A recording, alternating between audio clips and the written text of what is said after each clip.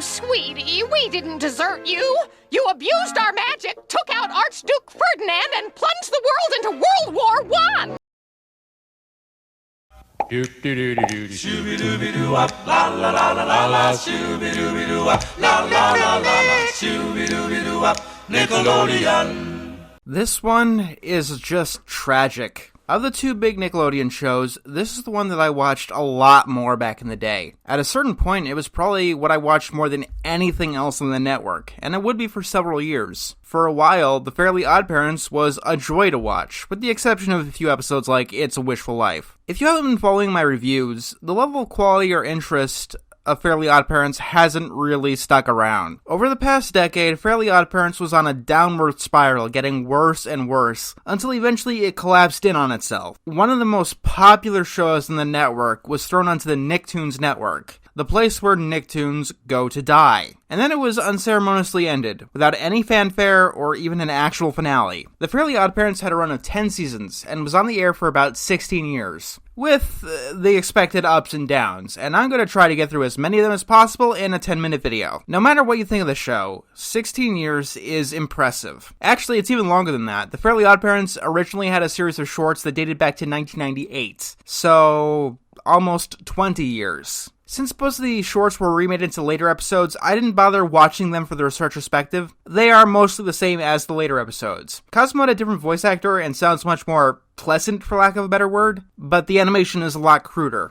After watching episodes like The Big Fairy Share Scare and Certifiable Super Sitter, going back to Season 1 is an experience, let's say. Your experience with Fairly OddParents is going to be completely different depending on what season you pick. Flanderization hit the show hard. Harder than any other show that I've ever seen. It went twice as far as The Simpsons in half the time. If you don't remember Season 1, let me tell you some of the things that had changed. Vicky was just a mean babysitter. She was not a supervillain. Timmy's parents were apathetic, and they could be crass, but they actually had a maturity about them, and behaved like, adults. Wanda could be just as stupid as Cosmo in some episodes. Oh yeah, the show also had a bunch of great characters. Norm the Genie, Rem Bucksaplenty, Chester and AJ, Brittany Britt, Chip Skylark, and the Pixies, and a bunch of other staples that I don't think even got a mention in Season 10. But I'm getting ahead of myself. No matter where you are in the show, it is about the same thing. Fairly OddParents is about Timmy Turner. Despite being just your average kid that no one understands, he has a miserable life dealing with cruel teachers, apathetic parents, difficult bullies, and even an evil babysitter. So he's awarded fairy godparents, which are there to grant his every wish and generally take care of him. This isn't a new premise for a cartoon. There have been plenty of shows about kids fulfilling their supernatural desires, either through magic like, say, with Wish Kid, or through science like Dexter's Laboratory. It allows the show to tackle all the typical cartoon plots like cloning, body swapping, shrinking to a microscopic size, etc. Honestly, just from the description alone, it's hard to see why Fairly OddParents ever became this dominant force on Nickelodeon. In a way, it kinda sounds like every other cartoon ever made. It's a formula that's been in use for a very long time. Fairly OddParents' strength came from the creativity that it applied to the cliches. Some jokes have been told to us so long that we've kind of forgotten that they were jokes. Fairy godparents in media before Fairly OddParents were usually presented as these wise, caring characters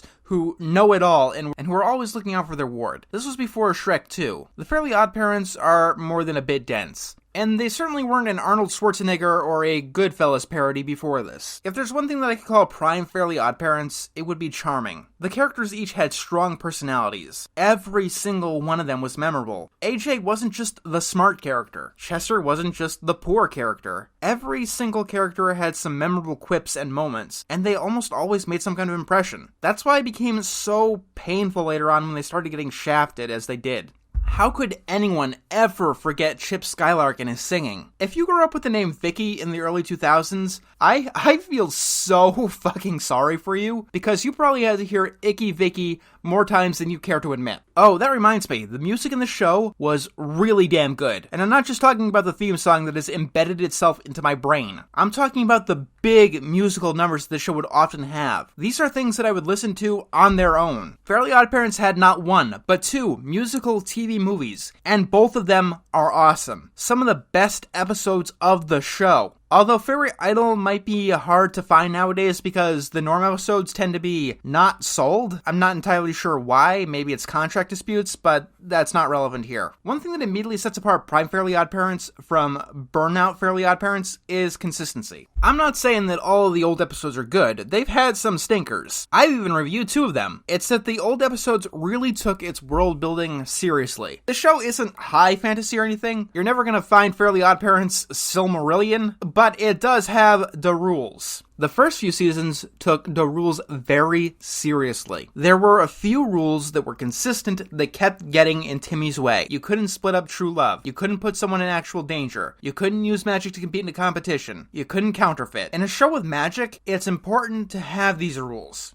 Because when you have a kid who can wish for anything, you can get him out of any situation, and that immediately kills tension. The problem is that thinking up scenarios where these few limitations keep applying is difficult. And towards the end, the show got very, very lazy. Specific rules were made up completely out of the blue that only appeared for 1 episode. Cosmo and Wanda got their wands stolen and increasingly forced in stupid ways. Towards the end, they started breaking even the most major rules, and they let adults see and even talk to the fairies. Hell, in 1 episode, Crocker directly talks to Cosmo. You know, Crocker, the character whose main gimmick is that he's hunting and always on the lookout for fairies. When it comes to SpongeBob, there's some disagreement as to where the seasonal rot started. Some people say the movie, some people say Atlantis SquarePantis, some people say Season 6 as a whole. Everyone agrees as to where Fairly OddParents jumped the shark. The Season 6 premiere, Fairly Odd Baby. Now, the special wasn't really bad in and of itself. It did have Cosmo getting pregnant, and considering that this wasn't too far after the time that Carl Weezer got pregnant, it made a lot of people think that there was, let's say, someone at Nickelodeon with a particular interest in male pregnancy. Now, the special itself isn't really that bad. It isn't the greatest thing ever, and there were some episodes afterwards that I really did like Bad Air Day, where Crocker essentially becomes a surrogate father to Poof. That's probably one of my favorite episodes of the show. But Fairly Odd Baby started a spiral that Fairly OddParents never really recovered from. Adding a baby to the show is often done in desperation, when you're out of ideas for characters who exist already. This happened to Rugrats before it. The problem is that adding a baby to a show never fixes it. Ever. This is because babies do not have any character. They make bodily noises, cause chaos, and shit themselves. This is not a character. This is a plot device. And honestly, Poof himself made far less of an impact than any other baby character that I've ever seen. No, I'm not exaggerating. And because Poof failed to fix the problem, the show kept adding in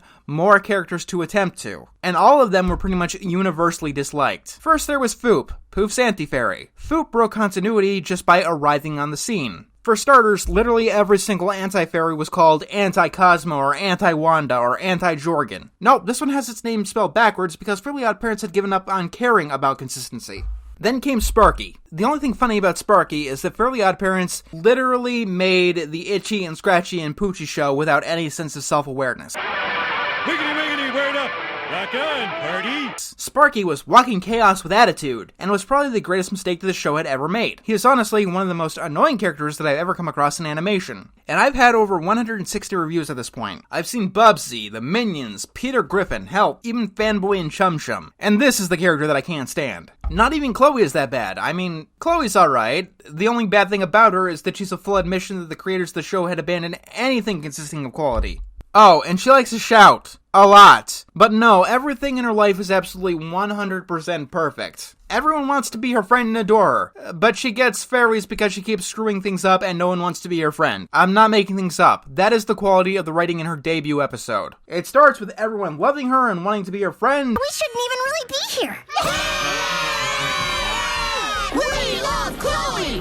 We love Chloe! And at the end, it says that nobody wants to be her friend. And I end up annoying people, destroying cities, and then no one wants to be my friend. It really is tragic. Fairly OddParents was good at some point. Really good. The animated TV movies are the best out there for any cartoon. School's Out the musical, Abracatastrophe. Who could forget Channel Chasers? That special was amazing. The first decade that I watched it, I didn't even realize that literally all the shows that they parodied were animated. I even liked Wishology. A lot of people asked me to review that one because I guess they don't like it, but no, I thought that it was fine. If I'd make a recommendation to you, I'd say stick with the first 5 seasons of the show. It probably won't move you to tears or anything, or give you some of the best laughs that you've ever had, but the show had a charm about it that's really hard to match. And charm is the hardest thing to give an explanation to. Maybe it is nostalgia with me, although I don't think so. I'm pretty good at looking past that and throwing criticisms at even the most important things to my creative development. Then again, it's hard to recommend a show that most people have already seen. If you've been around for the last decade or so, I don't think that you couldn't have seen at least a few episodes of the show. I don't think that it should have been the Nicktoon or even the Butch Hartman Nicktoon that it got this incredibly popular, but it's not really quality that determines popularity. Appeal, recognizability, charm, that is what gets a series to break into the mainstream. It's why shows like SpongeBob will always be more successful than Avatar, and why Fairly OddParents will always be more successful than shows like Danny Phantom. Danny Phantom is like a fine wine, and Fairly OddParents is like water. People respect and enjoy fine wine, but it's not the most accessible thing ever. And not everyone drinks wine, but everyone drinks water. Although, if anything, Fairly OddParents' success may be one of the more tragic things about it. By the time that it was canceled, more than half of its runtime was Dark Age, and that may have tainted many people's memories with it. If you were burned out by all of these new characters and how watered down the series had become, I would recommend watching the start of the show again. I do think that it really holds up. Next on Nick.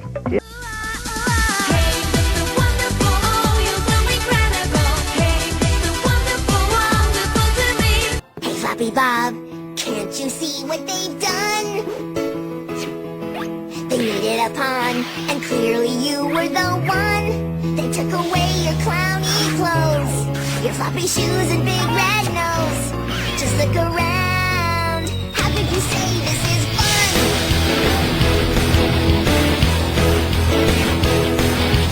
Since you were born, they decided you're big.